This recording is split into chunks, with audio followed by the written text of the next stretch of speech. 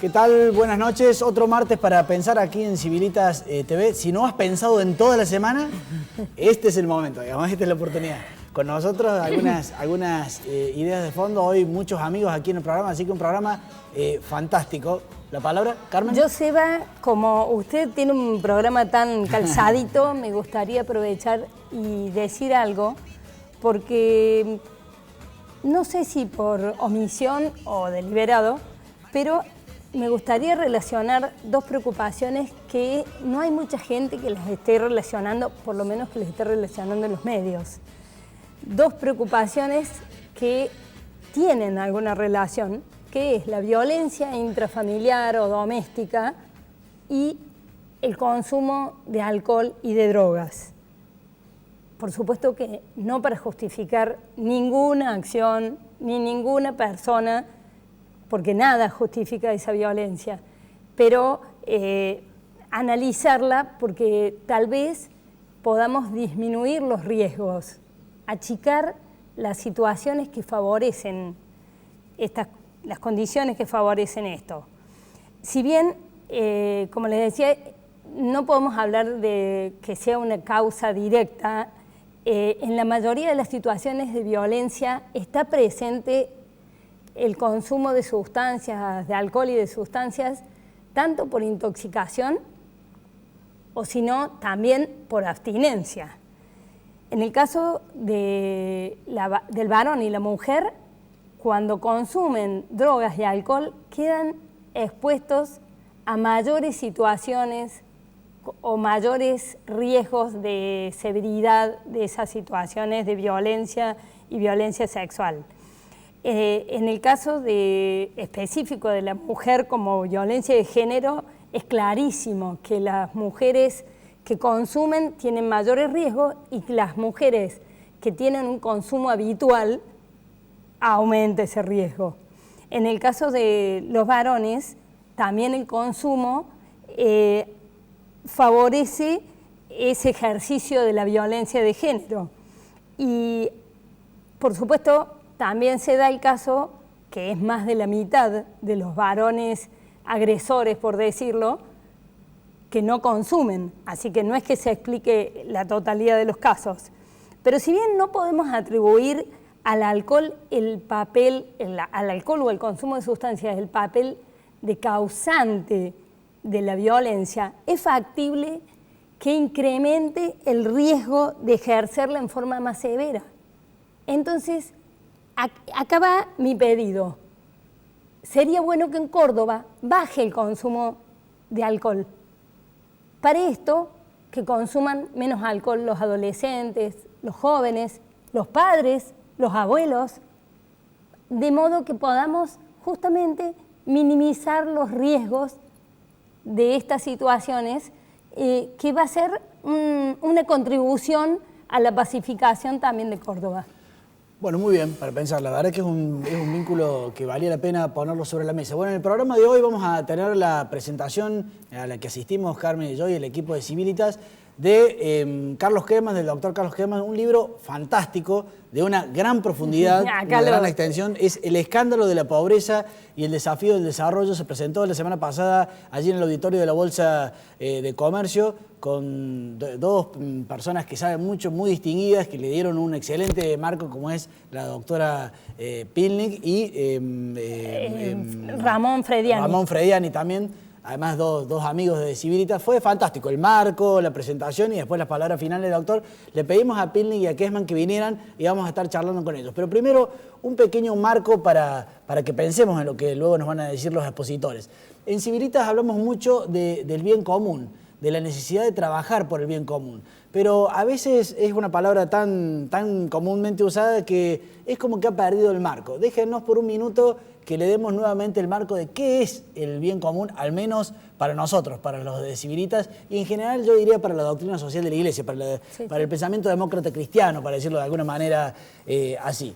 Hay muchas personas que creen que el bien común está al final del camino, que es nuestro horizonte, que es lo que tenemos que alcanzar como sociedad luego de muchas luchas y luego de muchas conquistas. Pero en realidad el bien común es el piso de la sociedad.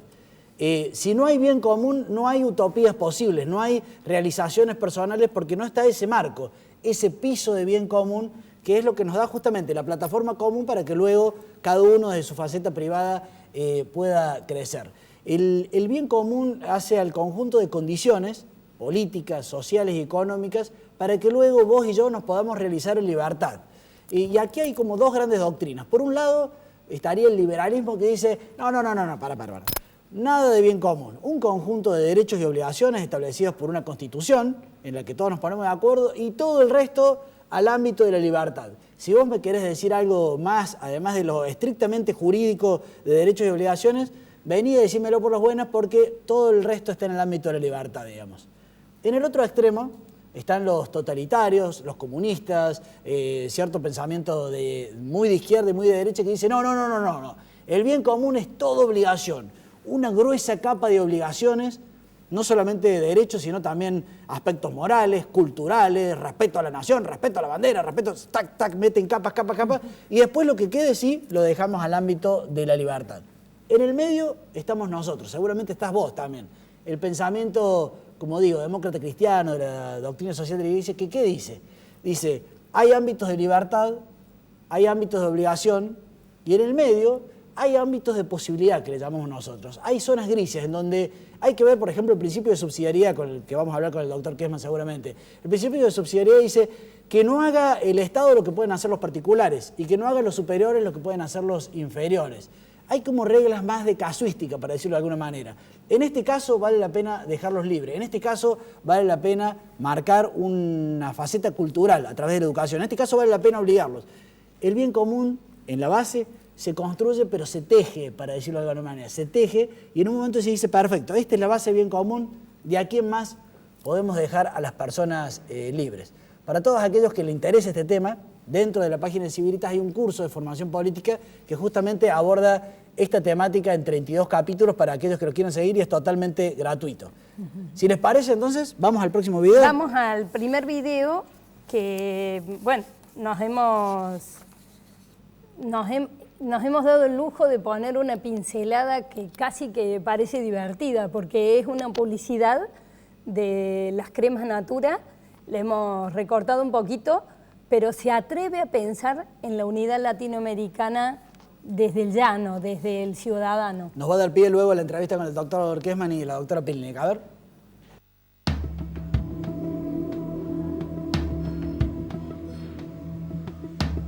El solo hecho de la palabra división ya te suena a un concepto tan duro, ¿no?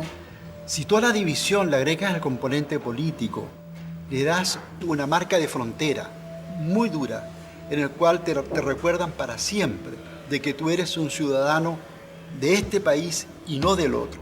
Y van a gestar, junto con la división, un concepto político para que tú cada vez seas más ciudadano de tu país y no compartas el otro. Nos educaron en ser diferentes poniéndonos fronteras y no nos han educado en cómo ser similares y hermanos, haciendo que las fronteras sean lo más flexible posible, ¿no? Que nadie me diga que no siente temor cada vez que pasa de una frontera a otra, con toda esta documentación, con todas estas fotos, ¿no es cierto?, que te hacen casi que te sientas como un perseguido dentro de América Latina. En los últimos 200 años, nosotros tenemos fronteras. Es totalmente obvio que la gente no entienda el por qué tienen fronteras.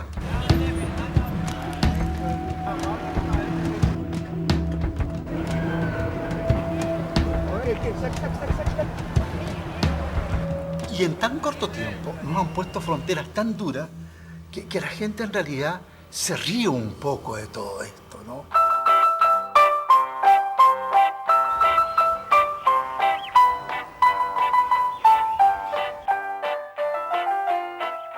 La casa de Telvina está en Chile y el jardín está del lado argentino. Tardaron 3 años para ir con el lecho. Y eso fue cuando se hizo la comisión de límite. Y las gallinas en realidad son chilenas y argentinas, vendría a ser, porque están justo en el límite. Te va a entrar a su domicilio que está en Chile. Nosotros vivimos en el lago Titicaca y vivimos en estas islas. Las islas se construyen, ¿no?, a raíz de la totora. Y ese totora nos sirve para hacer la isla, para hacer nuestras casas. Esta es la casa antigua, vivíamos así, ¿no? Y ahora es moderno, estas casas son cuadradas, son modernos hoy en día, que se puede hacer. Se puede jugar fútbol, fulbito y boli, ¿no? Ahí tenemos también aquí en los Uros campeonatos en boli. Si nosotros si hay un problema interno, solamente se corta y nos separamos y hacer otra isla. Cada uno tiene su pedazo y nos vamos, ¿no? Como es flotante, estamos pensando, ¿no?, irnos a Bolivia, todas las islas. Alquilamos una lancha que nos empuje, ¿no? Nos podemos ir solos, ¿no?, tranquilos. Y tú estrujas todo lo que has visto. ¿Y qué es lo que te queda? Que solamente con amor tú puedes integrar a los pueblos. Bueno, muy bien. Para pensar, hay muchísimos temas para pensar allí en el nuevo libro de El escándalo de la pobreza y el desafío del desarrollo del doctor Kessmann. Si le parece, doctor, primero voy a empezar con la doctora Pilnik, así como se hizo en la presentación, para que nos ayude a pensar un poco qué tiene este libro de bueno para que nuestros oyentes lo lean, digamos. Algún par de pinceladas de cosas para rescatar, digamos. De su área. Bueno, tiene muchas. Es un libro sencillamente fantástico. Creo que le ha llevado realmente mucho tiempo porque la profundidad, un pensamiento en espiral, que va profundizando cada una de las enseñanzas de la doctrina social de la Iglesia, las lleva al máximo de la posibilidad de análisis. Y lo más maravilloso de esto es que analiza todos los temas de la agenda prácticamente, que podríamos decir casi internacional, porque en realidad, en el fondo, sin decirlo a veces explícitamente, está trabajando cada una de las problemáticas de la agenda internacional. Es sencillamente fantástico. Después el doctor lo que hace es trabajar el principio de subsidiariedad, como decían ustedes recién, eso por un lado. Por el otro trabaja y hace hincapié en las responsabilidades del Estado.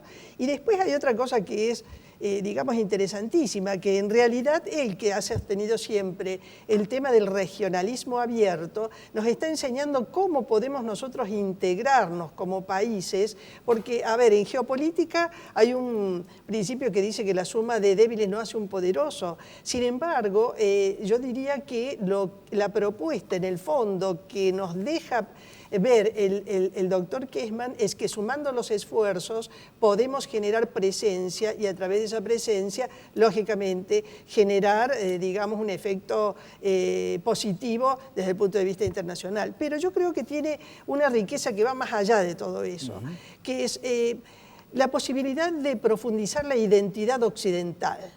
Y en eso es una dimensión que el doctor no la explicita, pero que yo como persona que trabajo la política internacional me interesa especialmente. Él de repente nos pone sobre la mesa todas las normas y los principios de lo que es la doctrina social. Si nosotros a nuestros estudiantes les llevamos la doctrina social, se resisten. Sin embargo, la experiencia a mí me dice que cuando en las cátedras se los ha hecho trabajar a los estudiantes sobre problemáticas determinadas, en donde uno cree que el joven es tan liberal como uno imagina, o próximo a la liberalidad, de repente se encuentra con que el joven tiene determinado tipo de valores que nosotros no nos hemos dado cuenta, pero que sin embargo se lo hemos transmitido a lo largo de la vida porque es una transmisión de nuestra cultura. Entonces, ¿qué hace el libro a mi criterio? Si nosotros vemos que otras culturas a nivel internacional que tienen un posicionamiento muy importante de más del 20% de la población mundial, siguen expandiendo y profundizando sus propios valores, mi pregunta es ¿por qué la doctrina social de la Iglesia, la cultura occidental que está presente en la doctrina social, aunque no quede explicitada tan así, no va a profundizar en esa identidad que hace al eje fundamental del ser humano, porque nadie tiene un equilibrio interno si no está acorde con esa cosa, esa cuestión vinculada a los valores y a lo trascendente que nos han enseñado desde la familia, desde la escuela y nadie se da cuenta desde la Iglesia. En ese marco, y antes de preguntarle al doctor Kessmann, vale la pena decir, entiendo que muchos que somos católicos, somos cristianos, lo somos, pero no tenemos mucha idea de la doctrina social de la Iglesia, pero fundamentalmente por desconocimiento. O sea, dices, ¿cómo sería eso? Digamos? Y bueno, aquí hay una buena oportunidad sin ir a los textos duros, digamos, a las encíclicas, porque hay que animarse a leer a las encíclicas, el doctor Kessmann se le anima, digamos, y entonces esto es un material digerido, me parece mucho más cercano. Doctor Kessmann, bueno, quiero hacer una pregunta específica porque conozco el marco, porque de alguna manera usted se podría decir que viene del ámbito de la economía, digamos, y sin embargo aquí en el libro está hablando de una solidaridad global y habla de la pobreza, y entonces en ese marco, ¿dónde se pone el libro, digamos? Bueno, a mí me parece que hay una cuestión muy importante, ¿no? Y es de que, en definitiva, para el siglo XXI, el proyecto final de la Iglesia y la doctrina social de la Iglesia como instrumento es forjar una familia universal solidaria. Por eso, digamos, la Iglesia, vista desde los papas, considera que la globalización, que tiene muchas críticas y muchas cosas positivas, es un camino hacia el logro de esa familia universal solidaria. Lo de solidaria significa de que sea una sociedad donde todos seamos responsables de todos, no con las desigualdades y las injusticias que el mundo contemporáneo demuestra.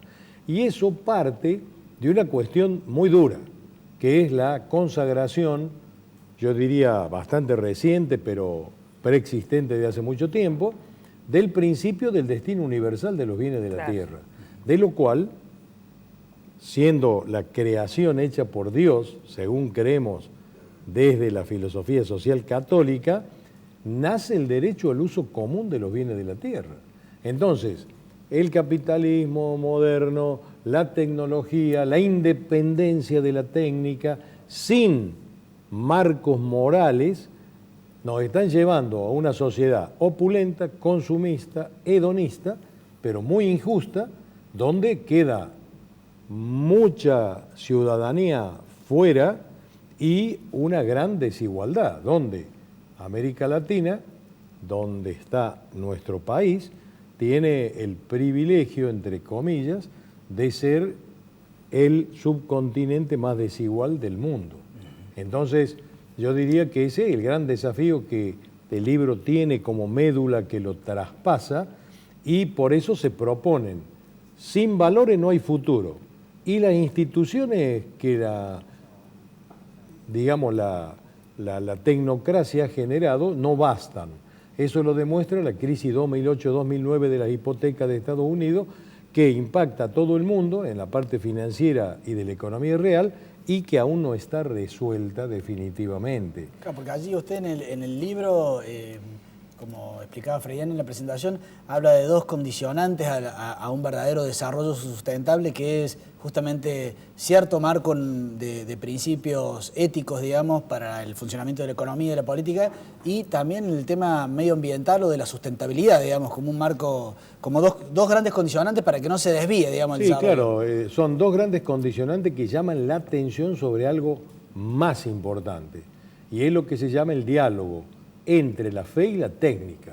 Entonces, todo lo que Benedicto XVI plantea en su encíclica La Caridad en la Verdad es plantear la verdad, entre comillas, del pensamiento social católico para el nuevo siglo, pero no para volver al siglo pasado o a la Edad Media, sino para ir a un diálogo constructivo entre la fe y la técnica, entre los valores y la técnica, que permitan superar la pobreza y la desigualdad en el siglo XXI.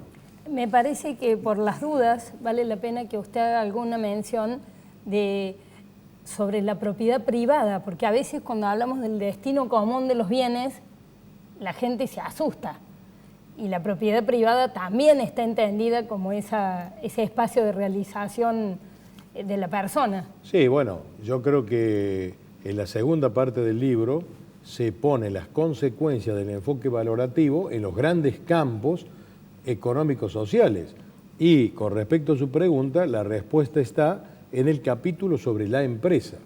Entonces, el pensamiento social católico hoy rescata la actividad libre del hombre en lo económico, pero considera que la forma como se viene manejando requiere lo que se llama una responsabilidad social empresarial ampliada, más allá de ganar, reinvertir, cuidar la empresa y dar trabajo, e ir, como dice el documento de Aparecida del año 2007, a una responsabilidad social empresarial ampliada, donde la empresa adquiere una responsabilidad social que permita resolver los desequilibrios a los cuales nos estamos refiriendo. En un marco un poco más amplio que la del libro, doctora Pilnig, esto de la Iglesia en una sana costumbre, ancestral costumbre de caminar en el medio entre los extremos, digamos, en este caso tenemos que también aparece en la tapa el nombre del Papa Francisco y varias realidades donde uno dice, ay, ya se cae el Papa Francisco por un lado, ya se cae por otro, en Argentina, en Venezuela, ¿cuál es la perspectiva, no solamente del Papa, sino de todo el pensamiento cristiano en un marco de una Argentina tan dualizada, no de una Argentina, sino de un mundo tan de extremos, digamos? Bueno, a ver, hay un mundo de extremos. Yo diría que lo importante de lo que refiere el libro del doctor Kessmann vinculado a esto es que él habla de una cuestión de globalización, que es lo que el Papa está haciendo, porque en realidad se ha convertido en una persona o una personalidad importante que tiene en cuenta las cuestiones globales y que el doctor Kessmann habla de la globalización, de la solidaridad, y que en eso está tomando no solamente las encíclicas anteriores, sino además lo que está el Papa Francisco estableciendo en sus últimos documentos. Yo diría que, a veces cuesta interpretar a la Iglesia, sobre todo a los jefes máximos de la Iglesia, acerca de algunas cuestiones. Yo diría que a veces uno no puede entender qué es el pensamiento más profundo que ellos tienen, pero ellos tienen una visión universal de la cuestión, porque conocen todas las problemáticas de la agenda internacional. Al conocer todas las problemáticas de la agenda internacional, adquieren determinado tipo de criterios que, para no hacer rupturas, uno a veces hace lecturas de gestos gestos de ellos que a uno no le terminan de convencer, pero que sin embargo uno tiene que pensar que en el fondo, y más en este caso que se trata de un jesuita, está trabajando por lo que ya San Ignacio decía, el bien mayor.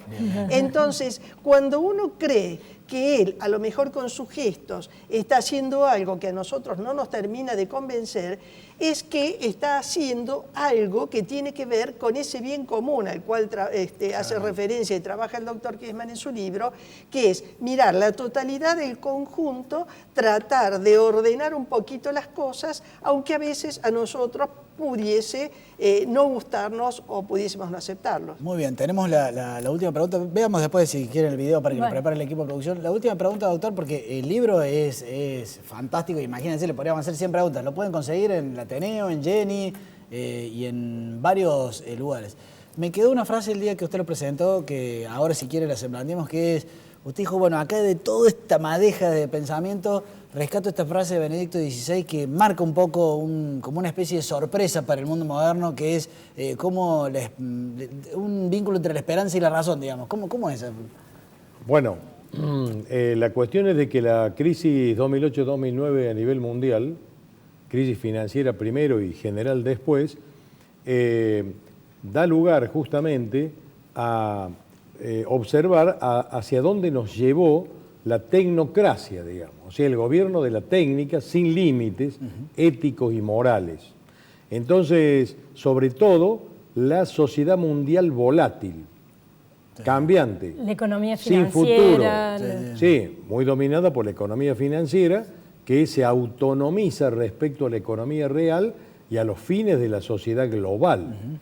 Entonces, justamente, Benedicto XVI plantea, no solo en su encíclica La Esperanza Salva, sino en la encíclica La Caridad en la Verdad, una proposición muy dura, que a usted le llamó la atención, de no más de un renglón, de 6 palabras, Fantástica. que dice: la esperanza sostiene a la razón.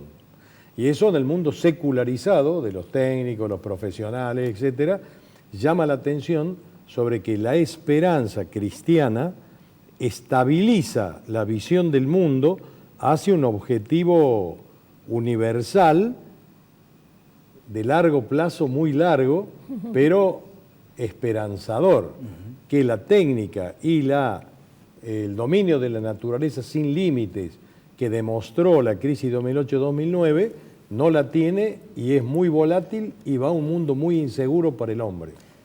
Gracias por haber venido y felicitaciones. ¿Eh? Y se nos acabó el tiempo. No, nos queda un marquito, Pero creo que no nos queda para el video. No, para el video no. No, los últimos comentarios que queríamos aportar desde el equipo de Civilitas es, creo que abajo sale la frase: ¿cómo fabricamos bien común? Solamente un título. Creo que todos los que estamos aquí en la mesa lo creemos profundamente. Hablamos del bien común como un piso. Después cada uno se realiza individualmente o en comunidades y demás. ¿Cómo fabricar el bien común? Bueno, allí nosotros hay una teoría que tenemos desarrollada que dice: mientras más jugadores de la comunidad permitamos que participen en el debate político, más bien común vamos a tener. ¿Esto qué quiere decir? Que además de que tienen que estar los líderes políticos naturales, los referentes partidarios, para eso están los partidos políticos y demás, si logramos que los curas Oberlin, los presidentes de AGDE, los presidentes de las cámaras empresarias, los sindicatos, las amas de casa y demás, tengan canales fluidos para acercar su visión más comunitaria, no tan dura, no tan corporativa, sino de allí abajo surge, seguramente vamos a tener mucho más rápido bien común que intereses corporativos en la lucha. Lo que le pasa a Argentina, y eso es un diagnóstico que tenemos nosotros, es que hay pocos canales comunicantes entre la sociedad civil y el razonamiento o las decisiones políticas. Como máximo, algunas corporaciones que intermedian. Pero ese ciudadano común, ese padre de familia que está a veces en una cooperativa, ese cura, le cuesta mucho llegar con su realidad, con su verdad de bien común a la oreja y a la instancia del que decide. Tarea tuya, mía y nuestra, abrir vasos comunicantes entre lo político y la sociedad civil para que se comuniquen y de esa manera fluya el bien común desde el piso hacia arriba. Suena un poco utópico, pero en otros países es muy posible lograrlo. ¿Nos vamos? Nos vamos, pero de alguna manera el proyecto de país es justamente lograr un bien común de unidad para que podamos vivir los próximos 100 años, por lo menos. Gracias, nos volvemos a encontrar el martes que viene, que creo que tenemos un invitado muy importante, ¿no? Muy especial. Pero no lo vamos a decir, nos vemos el martes que viene.